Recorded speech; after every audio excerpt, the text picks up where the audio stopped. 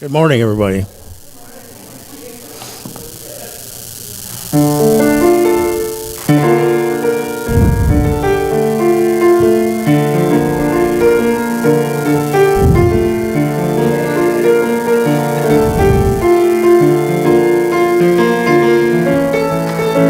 There is no spot where God is not. There's no spot where God is not. God is me and God is you. God's in everything we do. There is no spot where God is not.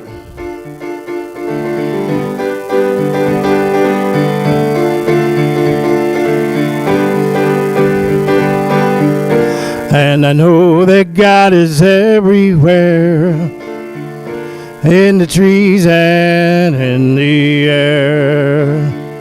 When I feel like I had lost my way, I just open my heart and hear Spirit say, there is no spot where God is not. There is no spot where God is not. God is me and God is you. God's in everything we do.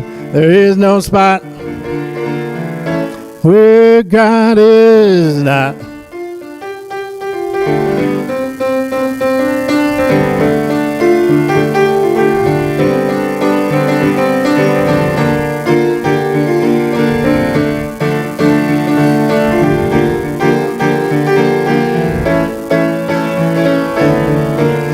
No matter what you think or do, God's right here inside of you.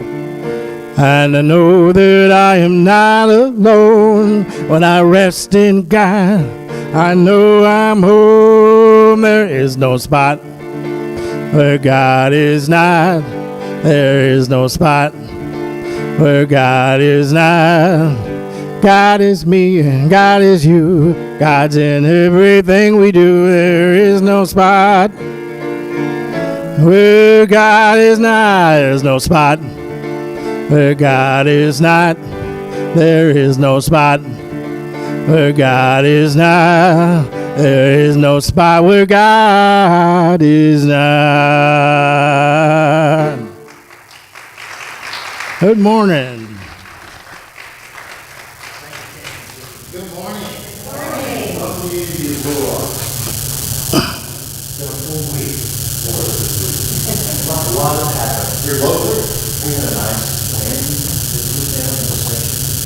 Meditation garden, so we get to see the power of nature at hand. It's also been a week that we've had another event in Texas, and I invite for us to do our part in supporting the people that are affected with that, and maybe just join me in taking a nice big breath in, and as we exhale, know that we're exhaling ease and comfort to all those that were affected outside of Houston. As well as this week, something internationally happened. What was that? A wedding. Seems like you all knew that. Okay. I looked at a picture this morning of the carriage ride. Have you seen some of those pictures? With the throngs of people around the carriage. And it was one of those high definition pictures where you could zoom in so close you could see the color on the toenails of the women in the audience. But what was amazing about that picture was, one, of the hundreds of people immediately around the carriage, every one of them had a camera out, taking a picture or a video, and every one of them had a smile on their face. It was such a picture of joy, of celebration. So we've had a week that's had balance in it, all the experiences. We also, locally here, yesterday, got to do a little happiness rock painting right next door with Kathy Hardy leading us in that. You may go into the community room next door and take a look. There's a nice, wonderful little pile of happiness rocks there to be shared, to be given out, to be left in places so that others can pick them up or enjoy them, however they want to celebrate and participate in that. But you may want to go next door and take a look at those, because some of them are profound and some of them look like a child did them. A little bit of everything in between there. If this is your first time here, make yourself comfortable, be at home. What I always say is kick off your shoes. You got refrigerator privileges. Go right on in there, get whatever you need to make yourself feel at home, because you are at home with us. If you want to share a little information with us, you'll find that right back here, there's a little card. If you share what you want to share with us, we'll give you a packet of information about Unity. What's good about that packet is really there's some gifts in there. So you want to get some of those gifts. So I invite you to share that information. Now, speaking of joy, here's your opportunity to share a little of it with each other. Why don't you say hi to your neighbor?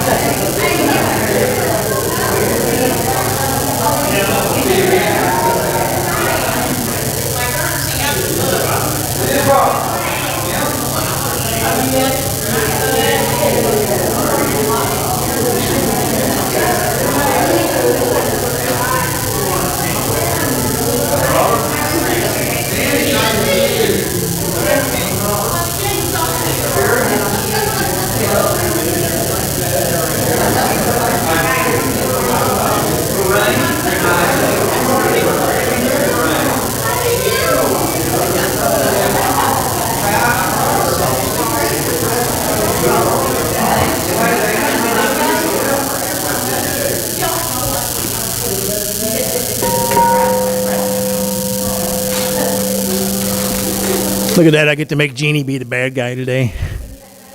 And the meet and greet. As you settle back to your seat, I think everybody knows this little ditty. So I could use some help since I'm here singing by myself today. So I'd like to hear all of you join in on this little light of mine, if you wouldn't mind. This little light of mine, I'm gonna let it shine. This little light of mine, I'm gonna let it shine. This little light of mine, I'm gonna let it shine, let it shine, let it shine, let it shine. Spirit gave it to me, I'm gonna let it shine. Spirit gave it to me, I'm gonna let it shine.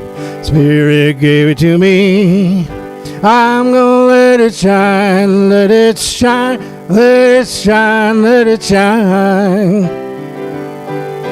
Everywhere I go, I'm gonna let it shine.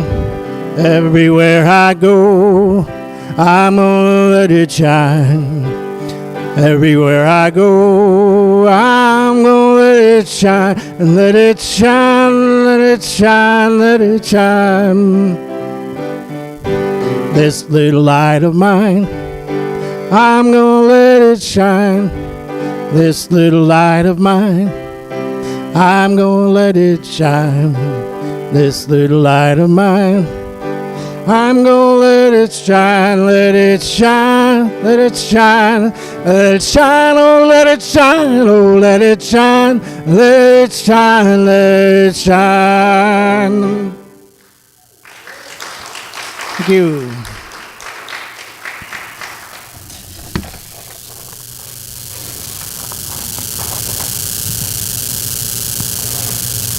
Good morning. I'm Pat. I'm the prayer chaplain for today. And so to start our service with our proper intent, I'd like to invite you all to join me in an opening prayer. If you'd center yourself, get comfortable, close your eyes if that's convenient and comfortable for you. and close your eyes. Relax. Take a deep breath. Release it and feel the presence within you. As we seek to recognize and express our true self, we may be faced with changes or new directions. First, we affirm our divine essence. We define our values and our goals by asking questions. Our true being directs us to, where do I go? Who am I to be? What now? We find the answers are given to us in this sacred place. As I co-create, I am filled with gratitude for wisdom, zeal, enthusiasm, faith, and peace that my right choices are manifesting now in my life. And let us also enfold all the new graduates that are stepping forth into a new adventure and give thanks that they too are finding good manifesting in their lives. And we know that this is true. Amen. This morning, as I light the Christ candle, we are talking about expressions. And I practiced. There it is.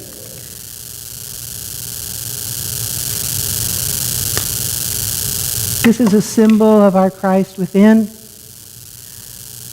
Unity doesn't do a lot of symbols or special poems or projects, but we want to recognize that we each have a Christ burning within us, and our light is there always with us. Unity is founded on prayer. As a prayer chaplain, I will be here today after service. There's a small room in the back if you'd like to meet with me in private prayer. If you wish to put a name in the prayer box, there are slips here.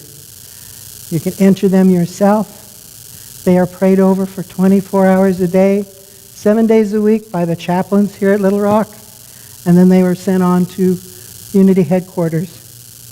You can either contact a chaplain here at any time, or you can contact Unity headquarters direct if you need a prayer. Our daily word for today is divine expression, as I mentioned. The statement is, in truth, I cannot fail. The scripture is from Romans. For those who live according to the flesh set their minds on the things of the flesh. But those who live according to the Spirit set their minds on the things of the Spirit. And that's what we intend to do. So if you would all join me today in our statement of being. Together. I am an individualized expression of God. I am ever one with this perfect life, perfect love, and perfect substance.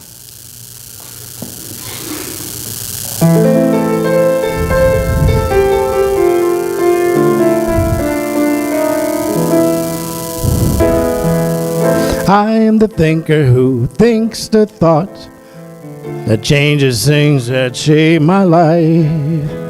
I am the thinker who thinks the thought I have the power to change my life.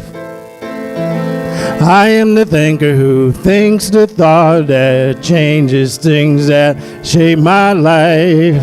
I am the thinker who thinks the thought I have the power to change my life. If you ask me, who am I am wisdom, I am light. I am more than meets the eye. I cannot be defined.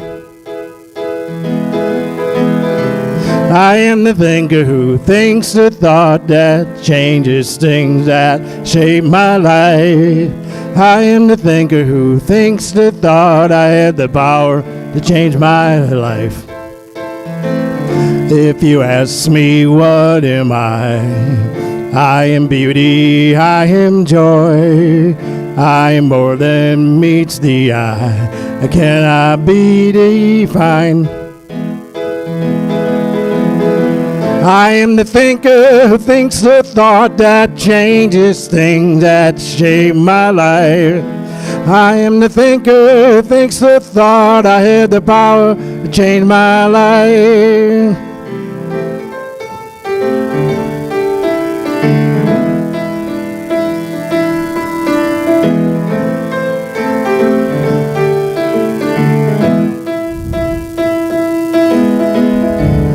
I can choose to be the light to brighten someone's darkest night. I'm so much more than meets the eye, I cannot be defined. I am the thinker who thinks the thought that changes things that shape my life.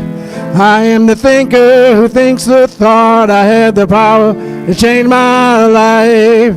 I have the power to change my life.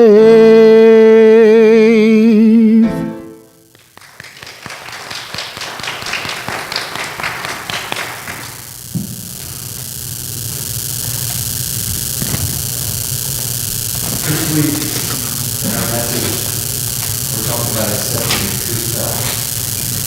That part of you is not really a part. This is sometimes what the time is part of us. What essence is the truth of us. It's our true self. You consider something for a moment. What if you could just raise and spread your arm and just fly a single with wings and all the food? It's just a little bit.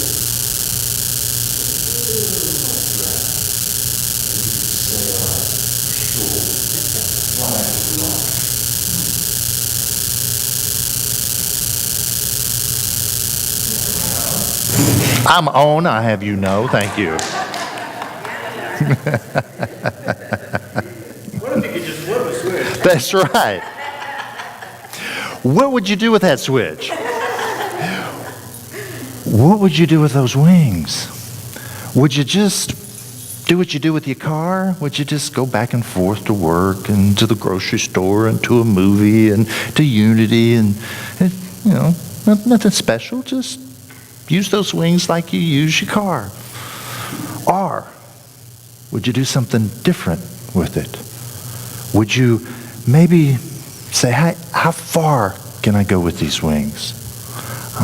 How fast can I go with these wings?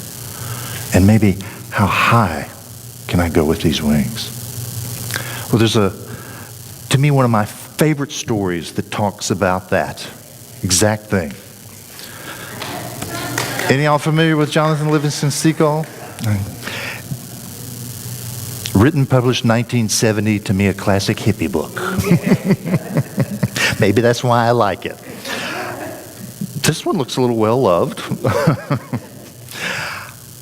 I only discovered this in the 80s. I read this book at least a couple times every year, and it still touches me every time I read it. This is a story, as the title goes, for those who aren't familiar, it's a story of a seagull. And Jonathan Livingston loves to fly. And he's bewildered why the rest of the flock only wants to fly to get food and just to move down the beach a little. He wants to know what it means to stretch the limits of flight. He's the one that wants to see how far he can go and how fast he can go and how high he can go. And he wants to stretch those limits so much that that's where he spends his time and his energy. And as you might think, the flock took issue with that because he wasn't being just a good soldier within the flock. And They threw him out. He became an outcast. And he was angry, but nonetheless, he didn't stop doing what he loved. He kept flying. And the book is really a great story of him meeting teachers and growing in his awareness and growing in the understanding that his love of flight isn't just about flight. In the book it says, don't believe what your eyes tell you. All they show is limitation. Look with your understanding. Find out what you already know, and you'll see the way to fly. Jonathan is continuing as he flies, and he's pushing the limits of his body. He's also pushing the limits of his understanding of who he is. And understanding, in the book of Job in the Bible, in verse 32, it says, "But truly it is the spirit and immortal, the breath of the Almighty that makes for understanding." It's the breath of Almighty. And I'm going to submit to you here that Jonathan Livingston's Thief Goal is about discovering the truth of who Jonathan is and our truth. And that's understanding that the Almighty, the divine, the Christ nature is who we are. Not just a part of us, but who we are. Who was a fellow somewhere in the past that had a great understanding of who he was? If you can't see in this picture, this is a very modeled Jesus Christ, laughing. Jesus was the epitome of someone that understood who he was. He understood his divine nature. No matter what the stories in the Bible are conveying to us, the core, the theme of Jesus was that he recognized his divinity and he was sharing that information, that knowledge, that understanding with us. And I think that's a profound story. Because if you think about the boy Jesus, he was born a Hebrew. He was born in an era that, can you imagine? He didn't have running water, so he didn't have a toilet in the house. He couldn't run down to the corner to McDonald's. He didn't jump in the car to drive across town, across the country. He lived in an era where the floors were probably dirt in the house. If there were an inn somewhere where you might purchase food, they probably didn't have the money to purchase that food, because being in that era, most Hebrews were not wealthy. So here's this boy that's raised that maybe was in a field somewhere with sheep, being the great shepherd. And we don't know when it happened, but somewhere in that process, he clicked. He understood that I and the Father are one. This divinity is not just an out there divinity. It's right here. And in that exploration for him, he became someone that started teaching that and sharing that. No different than in Jonathan Livingston's Seagull. He became a teacher eventually. He dove in so deep that he eventually began sharing what he'd learned with others.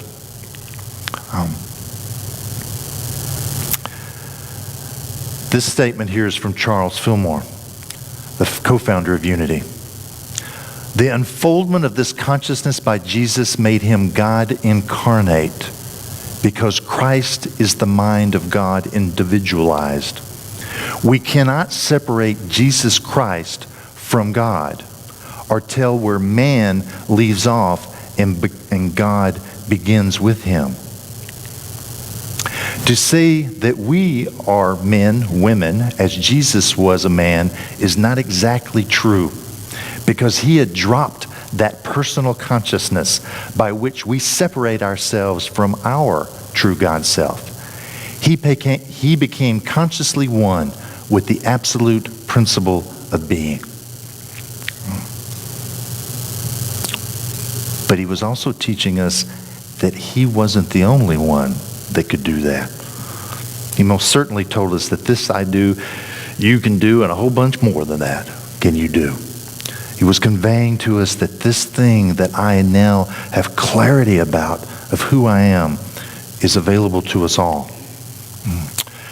So he crossed the veil, because we have this perception in our lives, don't we? We think about our humanness, our physicalness, our lives, and we think about our spirituality. And even though we talk about it, that spirit is in here, we still have a belief in a separation, a belief that there's something between who I perceive I am and who this spiritual self is. There's a veil there for us. And Jesus crossed that veil. Jonathan Livingston Seagull crossed that veil to understanding that there weren't limitations on him other than the limitations he placed on him, or that he accepted and allowed to be placed upon him. Jonathan, you have the freedom to be yourself, your true self, here and now, and nothing can stand in your way. We all have this capacity. It's not something that is only for Jesus Christ. It's not something for just the master that sits in the cave on the mountaintop. Right? It's available to all of us. In Acts it says, for in him, meaning in divine mind, in God mind, we live and move and have our being. As even some of your own poets have said, for we too are his offspring. His, meaning God mind, divine. We are the expression and the offspring of that. And offspring being that we've inherited it. It's our birthright. Not simply that we are a separate part, like we perceive a child as separate from the parent, but that we are that expression that's carried through, and that child, that offspring, is really one and the same with the parent and expressing as the parent. All that the parent is capable of, so is the child. If you really want to move a cloud in your life, you do not make a big production of it. You just relax and remove it from your thinking. What are the clouds in our life?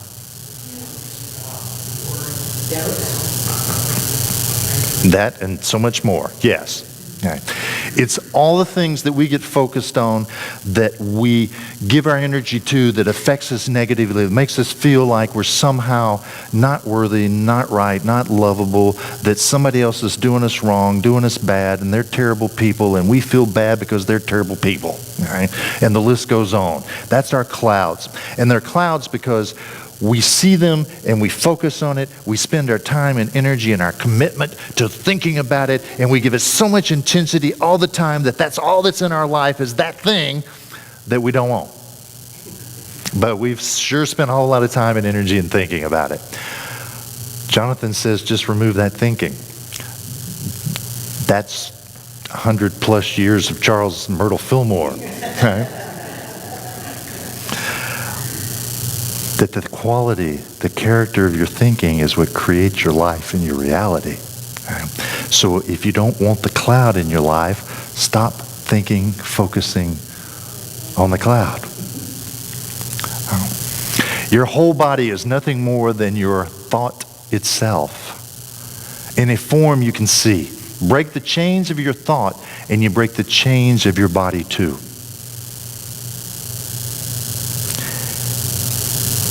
If we understand that as I think I create, then this is an expression of my creation.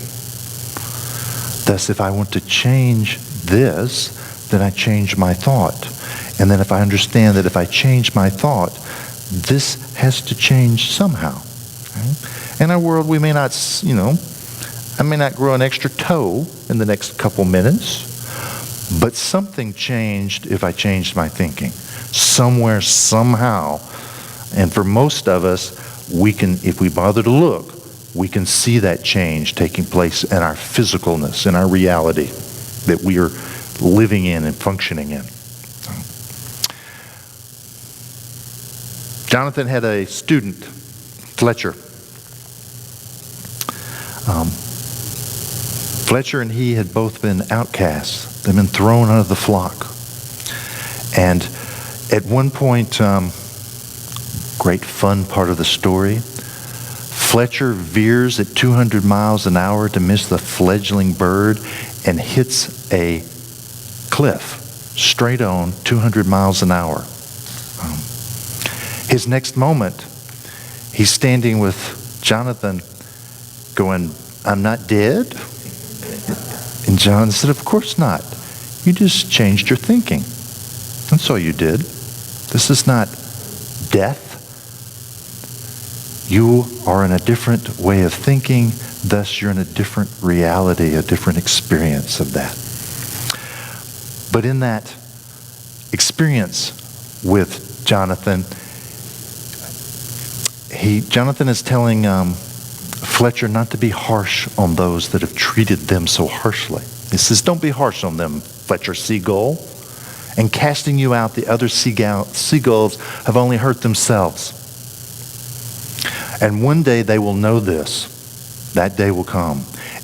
And the day they will see what you see. They will know what you know. Forgive them and help them to understand." So he didn't tell them to punish them, didn't tell them to, and actually to run away from them, to hide from them, but to forgive them. In some ways, not to focus on them as a cloud, but to recognize that be who you are. Let them see who you are so that they may understand. And Fletcher said, "I don't understand how you managed to love a mob of birds that just tried to kill you." And Jonathan responds, "Oh, Fletch, you don't love that. You don't love hatred and evil, of course. You have to practice and see the real goal, the good in every one of them, and to help them see it in themselves. That's what I mean by love. It's fun when you get the knack of it." Whenever we're learning to fly in our lives and start stretching beyond what our families and what our community asks of us, they may treat us as that outcast. They may hold us as outsiders that no longer belong. And this is our way of understanding, okay, but that's not for us to be at odds and in battle with that. It's for us to love them and to continue to see them for the goal they are. What goals are y'all? All right?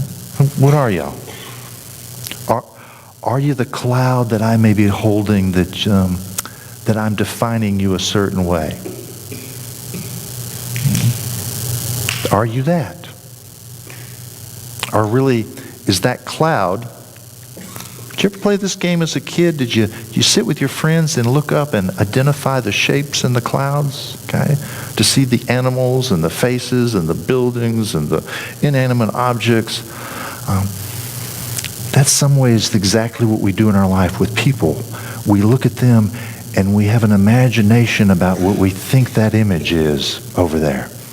When in essence, that is not what that cloud is up there. That cloud is this wonderful collection of moisture and other molecules and certain changes of temperature and barometer and wind, all those variables. They're not that image that I've labeled them as. And that's true of us in our lives. The people that we see are not that. They're something more, far more. And we want to hold that and see that no matter what they're doing. No matter what they're doing. It's not for us to hold that image of something is wrong with them. Ours is to hold the image of what is true and right of them. Wayne Dyer says this is love is the ability and willingness to allow those that you care for to be what they choose for themselves without any insistence that they satisfy you. Ooh, that's a hard one. Because I want you to be a certain way, don't I? Yeah. But but it's the ability and the willingness to allow them that in essence is allowing them to be the truth of who they are, not this imaginary cloud. How do we take this exploration of whether Jesus crossing through the veil or Jonathan Livingston learning to fly, to push himself beyond his limits and it's beyond his boundaries that his community has set up for him, even he has set up for him? How do we change? How do we be that person that crosses the veil like Jesus crossed the veil? It's our willingness. That seems pretty simple, doesn't it? Well, I just got to be willing. It is pretty simple. But how willing are we? How much do we allow ourselves to step into the world and be willing to cross the veil, be willing to fly beyond the limitations we already set up for ourselves? So, there's only one thing required to change your life. It's willingness. And the beauty of that is, what if I don't feel very willing today? What if I'm just willing to be willing? Just allowing that little crack in my world. When you talk about the veil, most of the great authors talk about that veil, when they crossed the veil, they crossed it in a crack. They didn't pull the whole veil down, and the whole barrier itself came crashing down. Most of them squeezed through. It's the way they describe it. Nonetheless, they crossed the veil. It was that willingness that cracked that little sliver for us that allows us to reach beyond what we're perceiving our clouds are today. I thought this was a great Machiavelli quote. Where the willingness is great, the difficulties cannot be great. Think about that for a minute. Where the willingness is great, the difficulties can't be great. They can't go hand in hand. Difficulty is great, my willingness is great. No. My willingness is what allows me, in my faith, in my desire to step beyond, to see that this thing can change and is changing. Whatever this thing is in my life, my willingness opens the door for me to change. Did Jesus spend much time sitting around condemning folks and telling them, how terrible they were and what messed up lives they lived and what incredible sinners and they were going to be punished and burned and be terrible and on and on and on? No, he actually spent his time sitting with those folks, breaking bread with those folks. And in that experience, when he was holding the awareness of his divinity, the difficulties in their lives also seemed to drift away, not have their same bigness and intensity. So he was able to support and hold for others. Not that we get to only hold this for ourselves, but in doing this, crossing this veil, we get to hold this for others, and their difficulties also become less great for us. So today,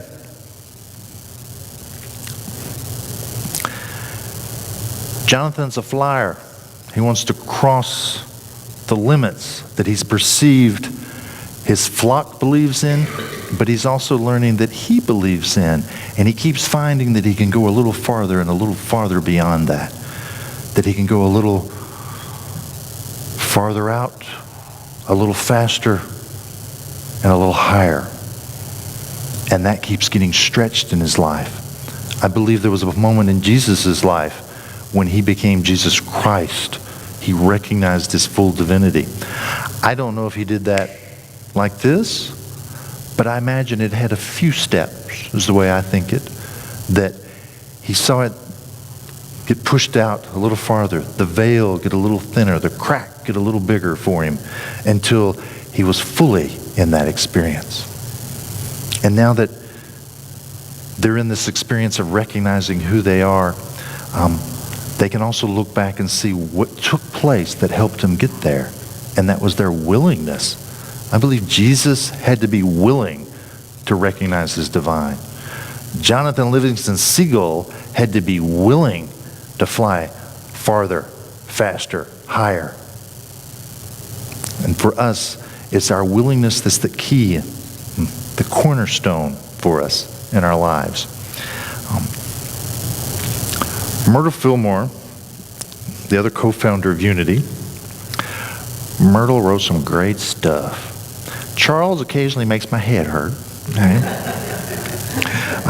because he thought so intensely about things and wrote in a way of trying to write it so that you could get the full breadth of it, the fullness of it. And Myrtle just tried to hand it to you as, here, do it. Here you go. Here's the piece. This piece here, this is How to Let God Help You, is the book this is from Myrtle.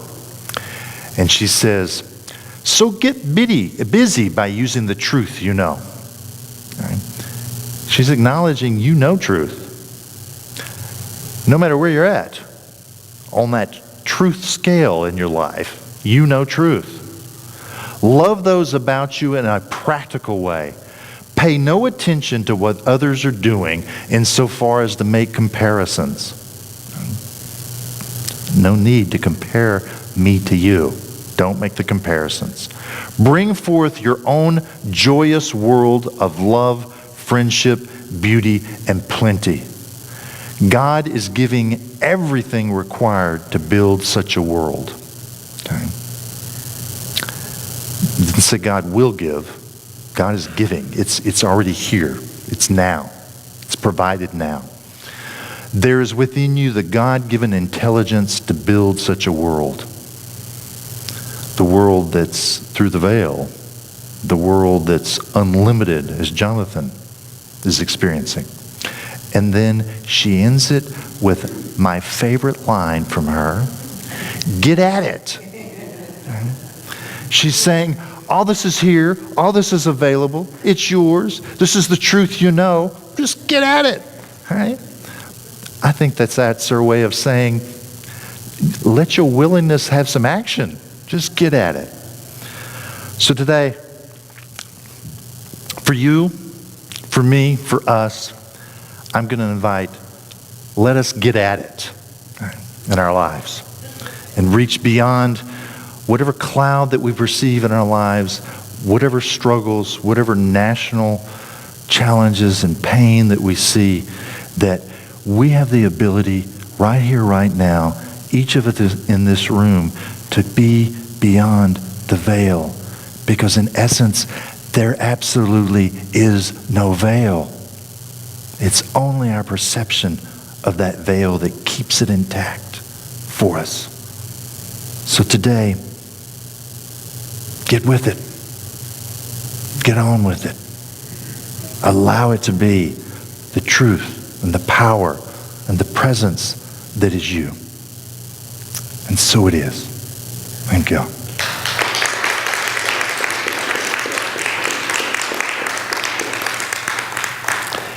If you'll join me in our meditation today, we'll see if Jonathan Livingston Seagull comes and is part of our meditation.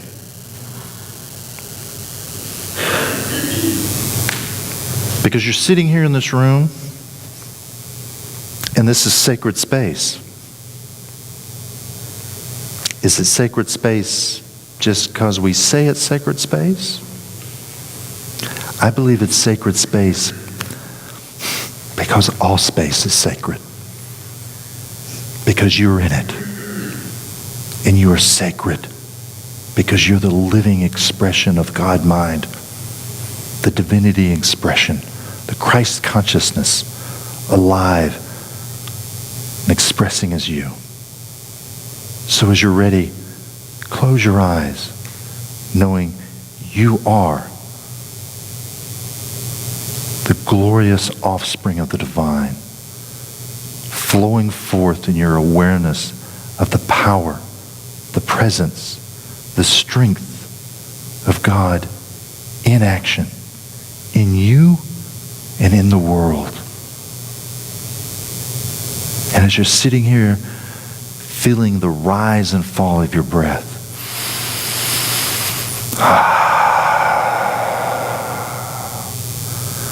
noting the movement of your breath across your lips, across your nostrils, knowing that who's breathing today is not small, is not insignificant, but glorious and powerful and profound. You have wings. You simply choose now. You are willing now to spread those wings, to open up and allow that movement of spirit, what we think of as wind, that brushes against us, but is what lifts us, allows us to sail upward, to get to the vantage point, to see that we are a part of the whole experience. We are not separate, but a living expression of all that is.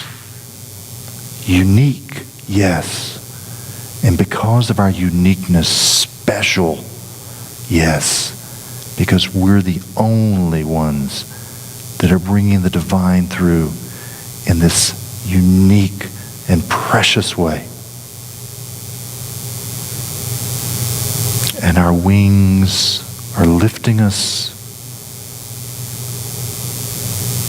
The movement, the flow continues to lift us higher. And we get to choose. Do we go out farther? Do we go faster? Do we go to the heights of height?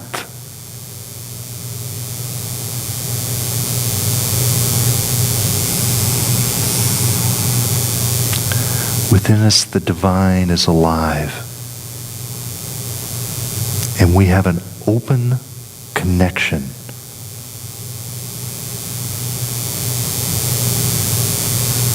And we're trusting. We're willing to discover what our divine nature is willing to share with us. So as we're moving forth, soaring with our wings, there is a thought, an awareness, a truth resting in us. Be willing to hear it with clarity. Ask for it with clarity. Show me. Guide me. Teach me. I am willing.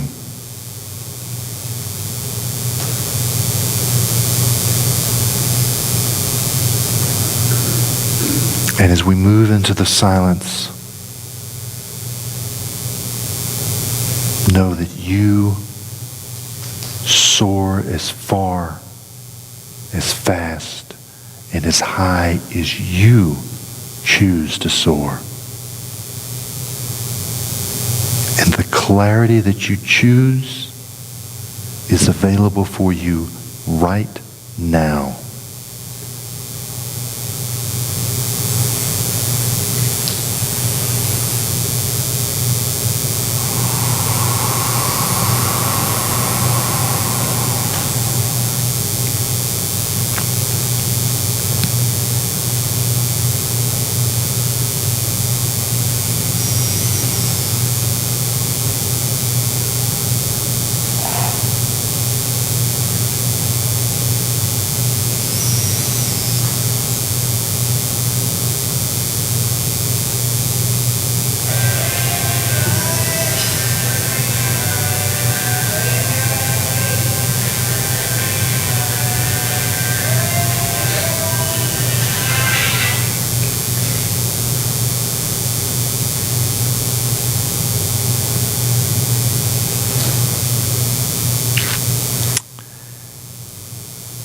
I believe that was Tom Petty saying, "You've got wings." If not, that's what I wanted to hear, so it fit perfectly for us today. You have the ability to soar and fly.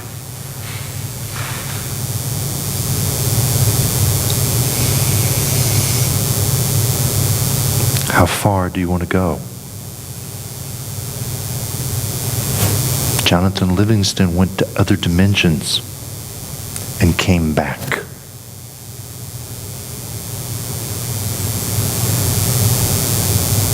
Jesus went to another dimension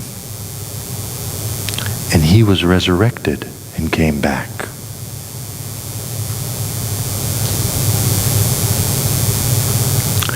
You can stay here, you can go far, but you always have the power and ability to share the truth that you are a winged being, flying freely, unencumbered, and sharing the love that comes with knowing that you are the divine, expressing uniquely and bringing forth what no one else can bring forth, and that is you.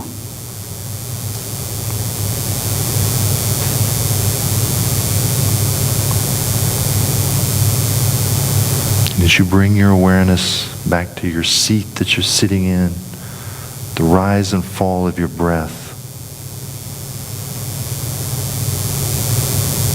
know that you get to bring back the awareness of the truth that was shared with you in these few moments together. Knowing that you have wings and that you get to fly every moment of your existence. And that you get to choose whether you get on with it. Whether you move forward, stay where you're at, move backwards. You're still the divine in motion, whichever you choose. There is no veil. There's only the beauty and the love that you are. And when you're ready, open your eyes, bring yourself fully back to this present moment and the experience in this room. Give me thanks. Thanks that you are here in this space, but on this planet and in this life. Thank you. Thank you. And so it is.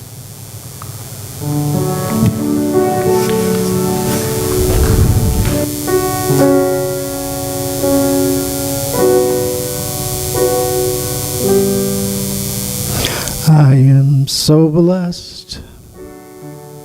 I am so blessed. I am so grateful for all that I have. I am so blessed. I am so blessed.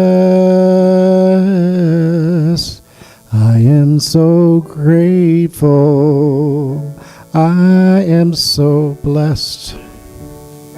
I am so blessed. I am so blessed. I am so grateful for all that I have. I am so blessed. I am so blessed. I am so grateful. I am so blessed. I am so blessed. I am so blessed. I am so grateful for all that I have. I am so blessed. I am so blessed. I am so grateful. I am so blessed.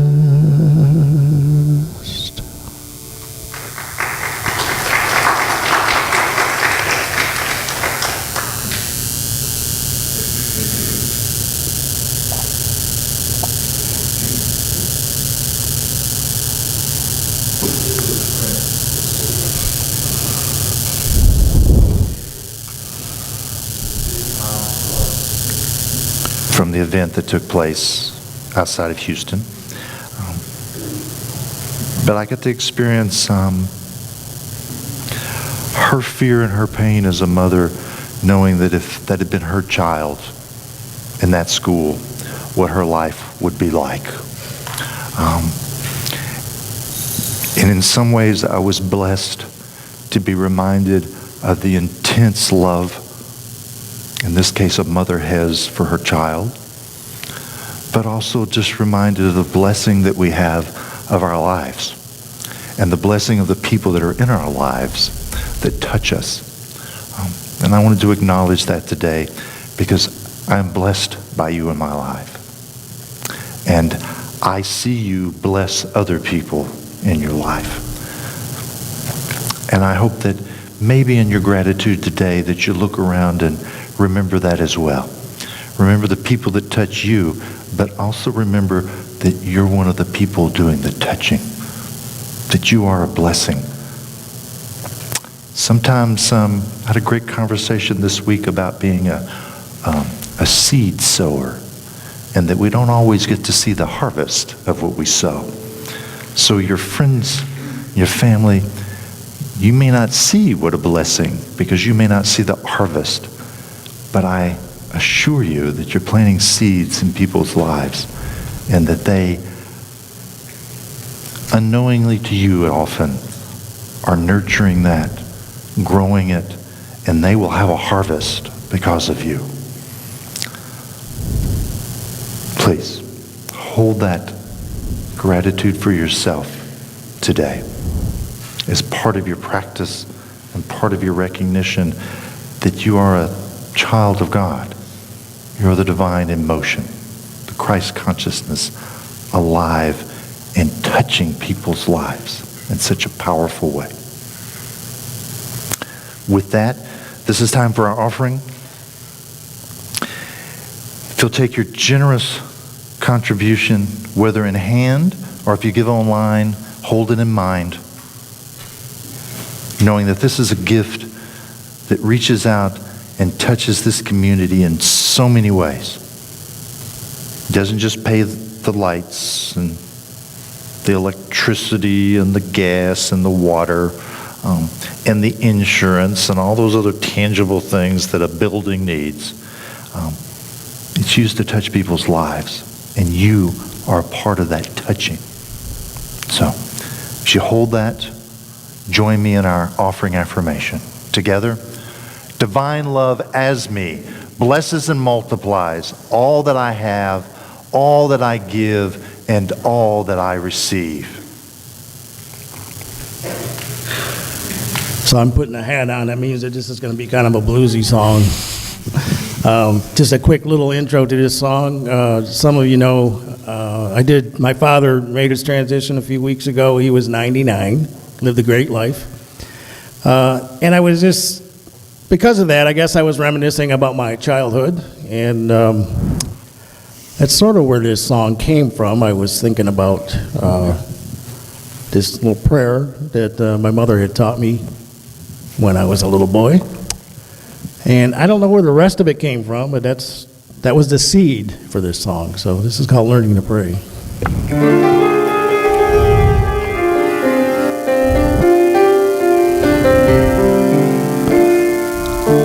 See better. My life's unraveled in so many ways. I cannot tell my nights from my days. It seems I've gotten in so deep. I'm finding it harder and harder to sleep. Harder and harder, harder and harder to sleep. Harder and harder, harder and harder to sleep. Although it seems a desperate play, I'm thinking I might try to pray. But if I do, what might I say? It's getting harder and harder and harder to be this way. It's getting harder and harder and harder to be this way. So I get down on my knees like I did as a boy, as my mother watched over me. Such comfort and joy, reciting these words, what she taught me to say. I did this back then 'cause I felt like I had to. Obedient son, felt no need to argue. I remember now, even to this day. Some of you are going to remember this too. And now I lay me down to sleep. I pray the Lord my soul to keep. And if I should die before I wake, I pray the Lord my soul to take. I was just a baby boy trying to learn how to pray. Oh, I was just a baby boy trying to learn how to pray.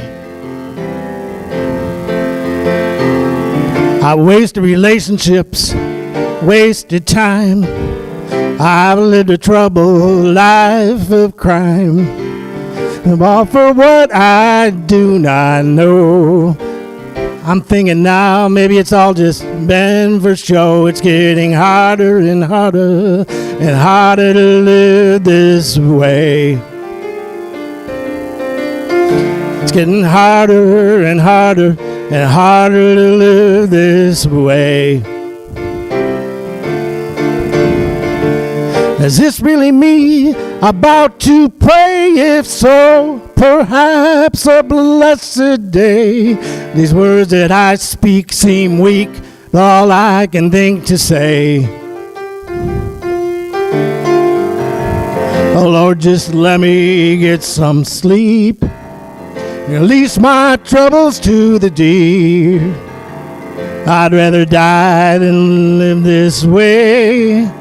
You take my soul, it'll be okay. I'm just an empty man trying to learn how to pray.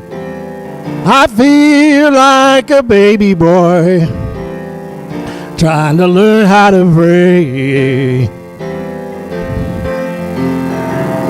Now I lay me down to sleep. I pray the Lord my soul to keep.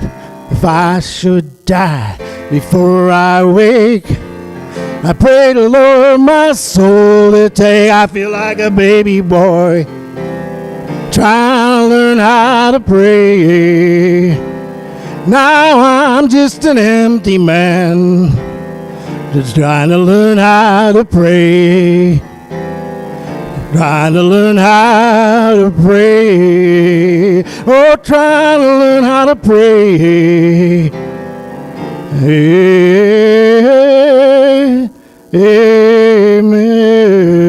Amen. Thank you. Thank you, Tam. I believe any father would be blessed to know that he had a son that sang that tribute Right. to him. But that sharing with us, that beautiful sharing with us. So thank you, Tam. Thank you. What do we have going on? Well, Are you ready? we have wings. So next Sunday, we're going to have Amanda here talking. Yes, Oh, yay. It's also going to be Potluck Sunday, and her talk of her title is The Courage to be Misunderstood, which sounds pretty intriguing. I'm sorry I'm going to miss it. The Hootenanny is next Friday.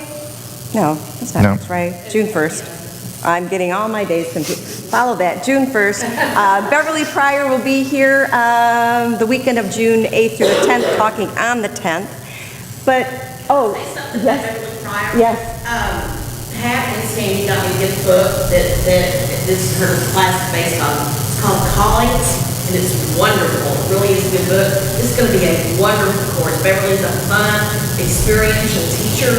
And you know, here at Unity, we're trying to build new leadership because we're going to be replacing several members on the board. And this is a class that counts if you want to prepare to be on the board. But more than that, it would be a marvelous place for a great conversation about our purpose. And Sandy and Pat are here and they can attest to that too. So I really hope you'll consider joining the class. Yes. Yes. Thank you, Jeannie. Thank you. Also, one of my volunteer projects that I do here is community outreach. And it just came to me yesterday. I got an email from Our House. And they're kicking off what they call Project Swim for the kids for the summer. So we're going to get involved in it. I'll have flyers next week, but they are looking for bathing suits. They are looking for swim caps. They are looking for beach towels. They are looking for sunscreen. They're looking for bug spray. I'm going to have something here. I'm going to go get a little blow-up pool that I'm going to donate to. I'm going to give us 3 weeks to do it until June 17th, and then take everything over there on that Monday. More information will be coming. Like I said, it just came to me. I really feel like we need to do this, really empowered to do that. I know a lot of you don't care to go shopping. I love to shop. I will have a basket for monetary donations, and Our House can always use Walmart gift cards. When we adopted families last Christmas, they had said that that's the place to get the gift cards would be from Walmart. So we're going to do that as our community. We're going to get together, going to help these kids have an awesome summer. So I'm really excited about that. Yes, yes, yes. All right. Yeah. Well, I just got to stand up here and look butterfly-ish, didn't I? Good. So join us in our Unity closing circle, please. Thank you.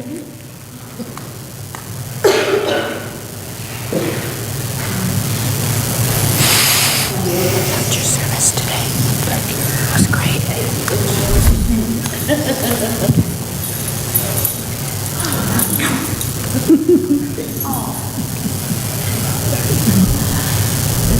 I'm just admiring our non-human addition. Thank you. She's saying good morning, dear. Yeah, she's excited, joyful, even. Yes. If you'll join in our closing affirmation. Together, the light of God surrounds us. I am the light. The love of God enfolds us. I am the love. The power of God protects us. I am the power. The presence of God watches over us. I am the presence. Wherever we are, God is, and all is well.